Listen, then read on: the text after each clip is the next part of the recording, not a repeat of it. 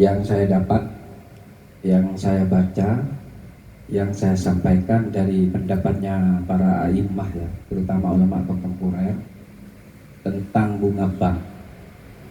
Bunga bank itu sebenarnya ranahnya adalah khilafiyah. Kalau kita di pondok itu diajari tentang istinbat atau memahami dalil secara tekstual dan kontekstual.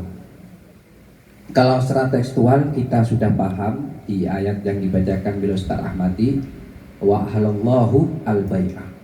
Ternyata kalau kita kaji lebih dalam ada be' yang tidak boleh. Wa harrama ar-riba. Apakah di dalam riba juga terjadi seperti dalam be'? Ada yang diperbolehkan? Mungkin para ulama yang menjadi khilaf atau khilafiyah, yaitu adalah bunga bank. Kalau kita pernah ngaji di pondok ada kaidah la yungkaru al-mukhtalafih wa inama yungkaru al-mujma'aleh. Apa isinya yang disepakati ulama? Yaitu adalah zina, membunuh, mencuri, dan minum khamr. Itu asy-syariah. Maksudnya dilalah secara usul fikihnya adalah qat'i, tidak persayap. Makanya ulama sepakat kalau riba itu haram. Bagaimana kalau bunga bank?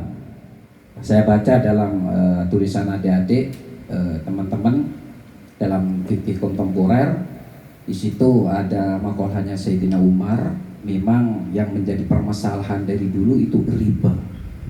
Dan saya temukan dalam kitab Nailul Autor, ternyata yang ulama ittifaq riba haram itu adalah riba nasi'ah.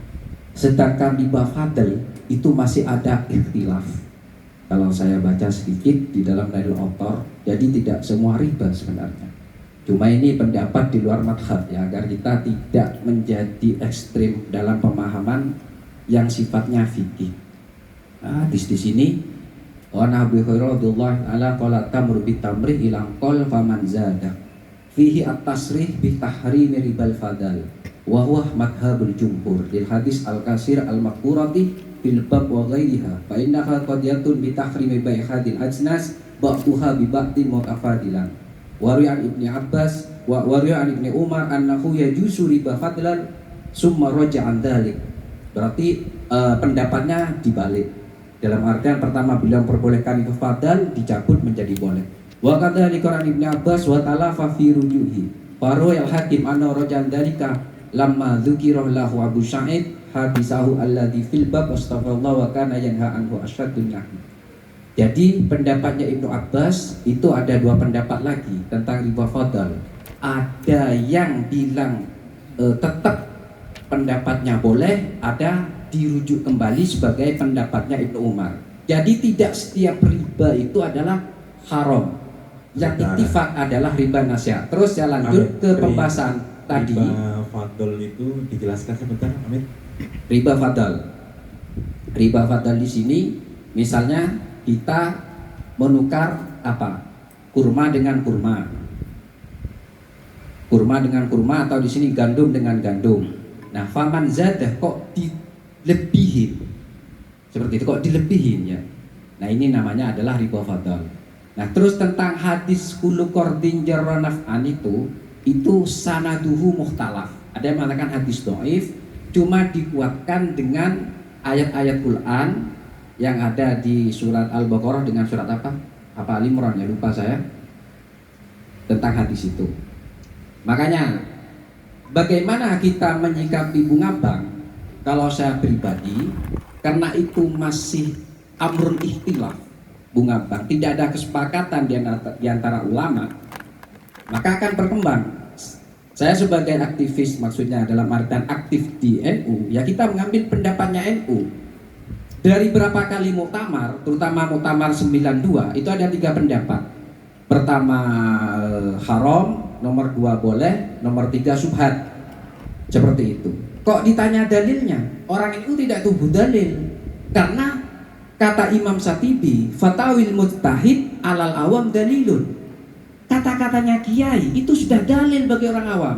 Kecuali dari saudara Muhammadiyah, saudara Salafi, dan orang-orang HTI dan yang lainnya ini yang sering bermain dalil.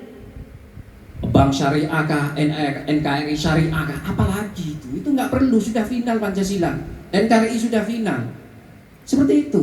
Jadi saya sempat berpikir kalau kita terframing dengan bank syariah, kita jangan-jangan nanti 10 tahun 20 tahun lagi wacana yang dulu sempat muncul 4 tahun yang lalu NKRI Syariah akan muncul lagi. Makanya kami sebagai aktivis terutama di LBM menolak hal-hal seperti itu karena istilahnya sudah final. Nah, kita kembali ke pembahasan. Di NU itu ada 3 kaul. Di Muhammadiyah ada 2 kaul. Yang kaul pertama syubhat, kaul yang kedua itu haram. Di MUI juga ada 2 kaul. Yang pertama boleh ketika Dr. Hussein itu dulu di Komisi Fatwa, dan yang sekarang adalah haram kecuali darurat. Nah, terus dianalisis sama teman-teman. Dosa besar itu kayak zina, kayak riba, di dalamnya itu ada unsur zulmun. Ketika tidak ada potensi zulmun, anggap ketika riba, bank lah istilahnya ya, bukan riba, bunga bank, tidak ada unsur zulmun, itu bisa digeret ke dosa kecil atau shaghair, karena di dalamnya ada antarodin. Sebagai Nabi tadi di awal dibilang, jangan kita memakan harta secara batil, kecuali ada ayat selanjutnya antarodin. Di situ yang bisa ada adalah untuk menstatuskan bunga bank menjadi shaghair ketika dianggap riba. Tapi ketika tidak dianggap riba, maka nggak jadi masalah. Nah, perbedaan ini sampai kiamat pun tidak akan selesai. Nah, kita harus insaf atau sama-sama dijelaskan kepada masyarakat di sini bahwa ada hilaf. Kecuali zina, kalau zina nggak ada hilaf, karena ittifaq ulama itu mujman alaih. Nah, karena ini yang mukhtalaf, kita tidak bisa memaksakan. 1 menit. Nah, seperti itu. Jadi kalau pendapat saya pribadi menyampaikan sesuai hasil muktamar. Kalau soal dosa, apakah mukrid dan mukrad, debitur dan yang menghutangi dan yang berhutang itu sama-sama dosa, itu ikhtilaf ulama. Ada ibaratnya. Terus ketika darurat penghutang itu apakah dosa? Itu ada pendapat. Kalau Ibnu Hajar tidak dosa, kalau Ibnu Ziyad itu dosa. Itu bisa dilihat dalam kitab Fathul Mu'in. Nah, kalau misalnya ada tradisi sudah terbiasa di masyarakat, itu hilaf dalam kitab Asbab Dhair.